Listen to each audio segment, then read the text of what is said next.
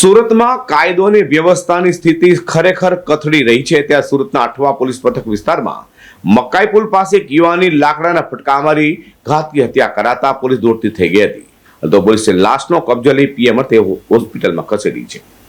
હાલ લોકસભા ચૂંટણીને લઈને પોલીસ મેદાને છે અને પેટ્રોલિંગ સહિતની કામગીરી વધારી દેવાઈ છે। જો કે તેમ છતાં પણ અસામરિક તત્વો બેફામ બન્યા હોય તેમ હત્યાના પ્રયાસ અને હત્યાની ઘટનાઓને અંજામ આપી રહ્યા છે।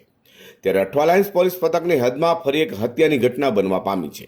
વાત એમ છે કે સુરતના અઠવા પોલીસ મથક વિસ્તારમાં આવેલા મકાઈ પુલ પાસે એક 26 વર્ષીય રવિ બાટી નામના યુવાનની હત્યા કરાઈ હતી। રવિને લાકડાના ફટકા વડે માર મરાયો હતો, જેને લઈને રવિનું ઘટના સ્થળે જ કમકમાટી ભર્યું મોત નીપજવા પામ્યું હતું। રવિની હત્યા કર્યા બાદ હત્યારો ભાગી છૂટ્યા હતા, તો હત્યાની જાણ થતાં અઠવા પોલીસનો કાફલો સ્થળે દોડી ગયો હતો અને લાશનો કબજો લઈ પીએમ અર્થે ખસેડી હતી। તો અજાણી હત્યારોને ઝડપી પાડવા પણ પોલીસે ચક્રો ગતિમાન કર્યા છે। અઝહર કુર્સી સાથે પ્રકાશવાળા।